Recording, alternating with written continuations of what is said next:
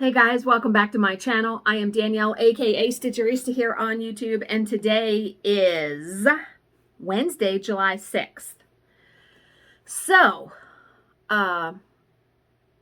yesterday, I want to say about 4:30, my doctor that does the mammogram called me, and she said, there's actually a spot here that I should have looked at when you were here, but I did not, so we need to get you in here again.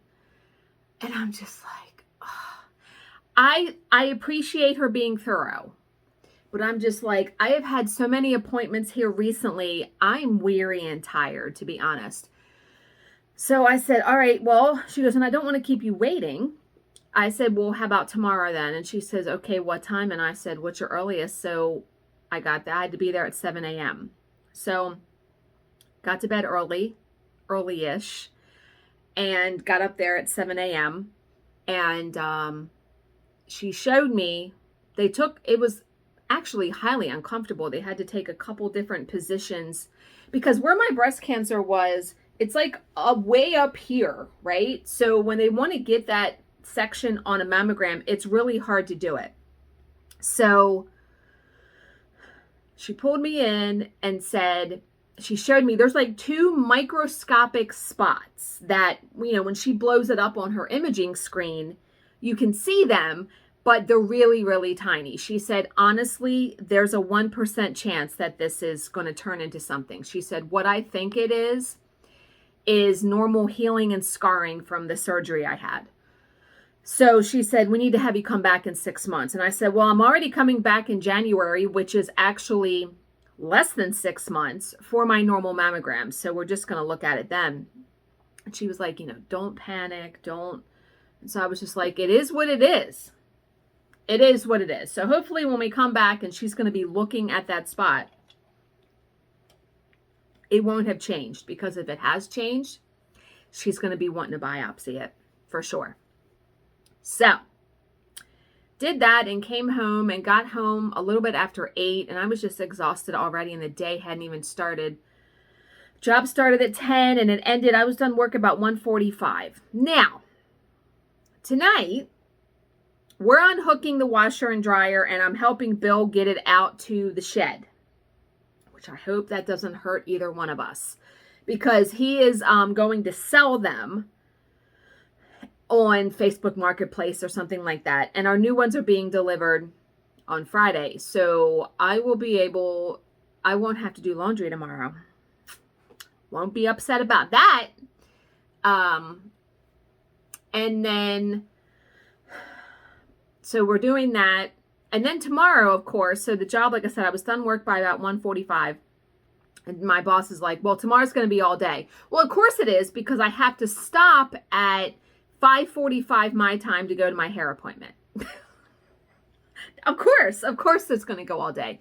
So I already let my coworkers know that, hey, I have to stop at this time. It may be you two at the end, but at least tomorrow and Friday are in the same case as today. It's not hard testimony. Everything went fine, so I'm not worried about that. But there's like loose ends, like exhibits and things like that I have to keep up and check up on.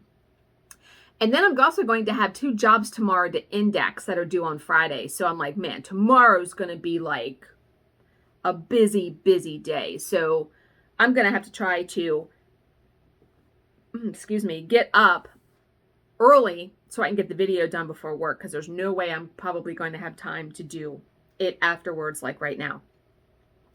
And I walked on the treadmill again last night for 15 minutes, and you guys have no idea how proud of myself I am for doing that, because just any walking, any kind of exercise, I feel is going to do well for me. And we had chicken fajitas last night, and we're having them again today because we make enough that we can have it 2 days in a row. We like it so much. Yeah. All right, so I did do some stitching. And I thought I was going to be able to finish this piece last night, but I didn't stitch last night. I actually stitched like for an hour because new gun laws were passed in our state where anyone can have a concealed weapon now. and Bill actually wants to carry a gun. He asked me if I wanted to, and I said no. So he has to actually take a course on Sunday from 7 to 4. And so Saturday, I think he's going out on the boat with his daughter. And then Saturday night, or when they're back, we're going to go to the grocery store then instead of Sunday. So I'm not having to go to the store by myself on Sunday, because he's literally, and it's like, I want to say 45-minute drive for him. So he's going to have to leave really early, and he's not going to be home until, you know, dinner time. So I'll have all day Sunday to stitch, do whatever, relax, you know. Okay, so all I have left is the S in summer. I know, right? Like, I should have, you know, I'll finish it tonight. I'm going to probably stitch some tonight, or when I'm done this video. So someone had asked me how I did the washi tape and got it so nice and neat around the edges. I'm going to show you. It's not hard. So my next piece is going to be Plant, Grow, Bloom in the Lindsay Stamp series by Primrose Cottage Stitches. And so I cut the paper out, and the tape that I like to use, it has to be like at least this thickness or more. Because if you have the tape, they make tape that is probably a 1/4 inch thick. You won't be able to get a border. You won't be able to wrap it around. So all I do is I take a piece of tape, you know, longer than this. So I'm going to tear that off. And what I do, I'm just going to do it on here because I can't. I will go up about 4 stitches, 4 squares. And you can kind of see the tape through the paper. See how I went up about 4 squares? And then I wrap the other side. So I'll wrap it around the other side.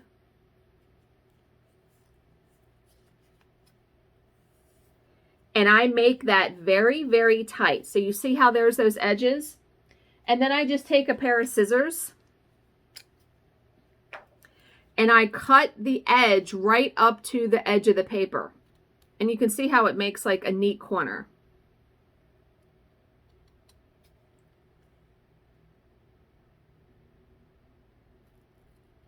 And I take my time and do it. And so that's what I do for all 4 sides. And it doesn't matter like what side you do next. Usually I'll do like this side then. Here, I'll show you. Where was the edge of the paper? The tape. You want the tape, you want it to overlap, because I want to make sure that I have it, I have enough where I can cut the edge, if that makes sense.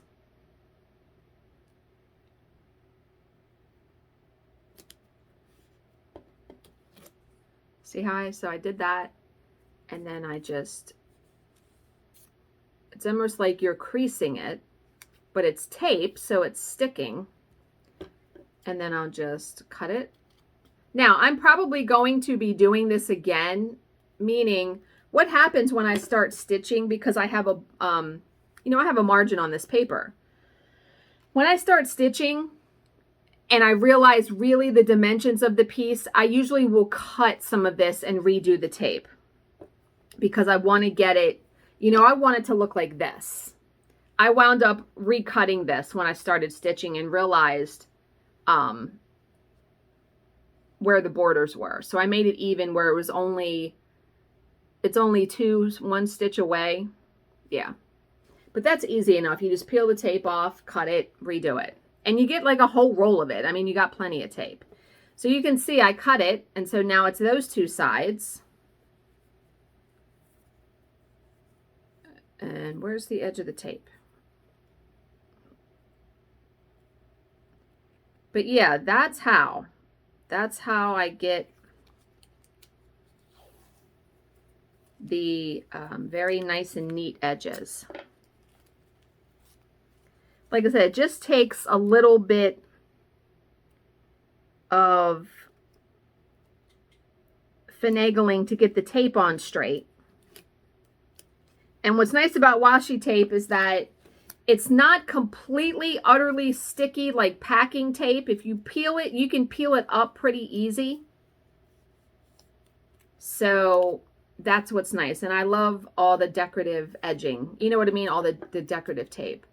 And I just cut right up to the edge of the paper.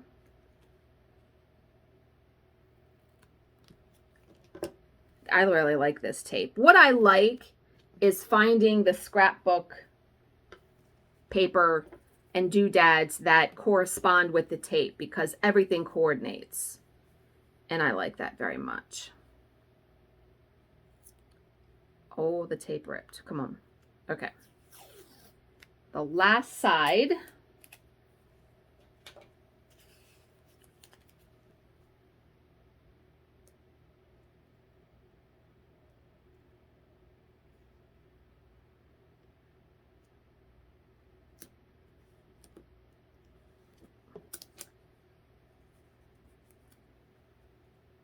Remember, I just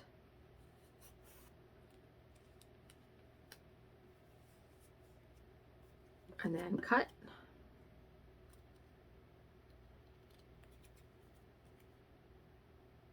And you can see where the edge of the paper is. So you can cut it neatly. And then here's what it looks like with the tape on it. Wait a minute. And I just love the look of it. It kind of dresses up the perforated paper.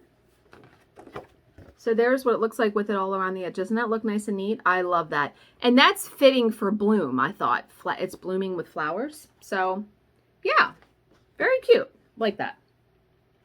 So I may start that one tonight once I finish the S in the other one. I need to do the layout for the other one. I don't know if I'll have time to do that until I don't know when. But yeah, so whizzing right along on those. And so I finished The Inmate yesterday. Highly recommend. Loved it. Absolutely loved it. And then I started a new book today called Mother of All Secrets by Kathleen Willett. And I received, this was a choice I made. If you're a Prime member through Amazon, you get a choice of like 4 or 5 books. You can pick one every month for free. This is the one I picked. So here is the premise. Her freedom, her sanity, her life. How much will a young mother sacrifice to protect her secrets? Sleep-deprived and overwhelmed, first-time mom Jen is struggling to adapt to her new role. Frustrated with her loving but preoccupied husband and still grieving the death of her own mother, she feels isolated and depressed. It's only when she joins a new moms group that she starts to think she's finally getting back on track. Until Isabel, the group's leader, suddenly disappears. Now Jen's baby isn't the only reason she can't sleep. Consumed with worry over Isabel, Jen is teetering on the edge of obsession. Concern turns to paranoia when Jen finds clues that force her to look at herself, her marriage, and the women in her support group who have more in common than Jen realized. Much more. Saving Isabel means unearthing secrets that were supposed to stay buried forever, and Jen has to decide what she's willing to risk to help a woman she barely knows. With each revelation, she gets closer to a slow-burning act of retribution that could easily and irrevocably draw her into the flames. And it's gotten some reviews. I try not to read the reviews on Goodreads before I read it. But I'm to the point, I just got to the point where Isabel goes missing. So I'm guessing now it's going to really just start turning into something. It's good though. And this will be my 40th book for the year. So my goal was 60. And so I am well ahead of schedule. I am, let's see if I can look at my challenge. I'm 9 books ahead of schedule, so I'm killing it as far as that's concerned. Enjoying it very much. You know, summer was probably my favorite time as a kid because I used to go to the library. My grandfather would drop me off. He would give me a quarter for the payphone. to call him because there was a payphone right outside the library. And at that time, you could check out 30 books, and I always did. Yeah, I would read a book a day, easy. Probably 2, because those little teeny bopper books were only like 100 and some pages. And I was a fast reader even then. So, yeah, I enjoyed reading very much. Still love it. Okay, so the Unfuck Yourself entry for today. You have no idea what specifically constitutes your subconscious makeup or how powerful it really has been in shaping you. You do, however, deal with its impact every single moment of every single day. It's called your life. I'm a firm believer in your subconscious, man. The mind, definitely, there's a mind-body connection. The mind definitely controls everything, right? Yep, absolutely. So that's why I try to, in the morning, when I'm getting ready, listen to inspirational, motivational videos on YouTube. I do it every morning. I've been doing that now for probably a month. It's nice to start the day like that. Okay, so we are going to read a small miracle story today. 2 pages. Max left from New York City and had been traveling for several hours in the rain. His windshield wipers worked tirelessly as he headed towards a business meeting in Philadelphia. Sometime around midnight, Max got hungry and stopped at a roadside diner. Max seated himself at the counter alongside an elderly man with drooping shoulders wearing tattered clothing. Max was moved by the presence of this individual who looked as though he had walked too many miles in his lifetime. Pretty nasty weather out there, isn't it? Said Max, attempting to make some conversation. The response was a grumble under the breath. The old man seemed to be too despondent to engage in dialogue. Max finished his meal, and just before he left, he turned to the waitress and asked how much for a baked apple. $2.50, she responded. Here, said Max, pulling out 3 singles. This should cover the price of the apple and your tip. Then, pointing to the elderly man, Max said, now please give it to that man and just say it's on the house. The waitress gave Max a warm smile and said, sure, will do. And with that, Max turned and left the diner. As he traveled, Max thought about the gesture he had just made.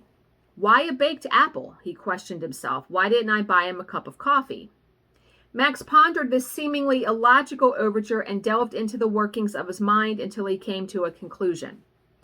A cup of coffee from a stranger to a stranger may be a sweet gesture, he reasoned.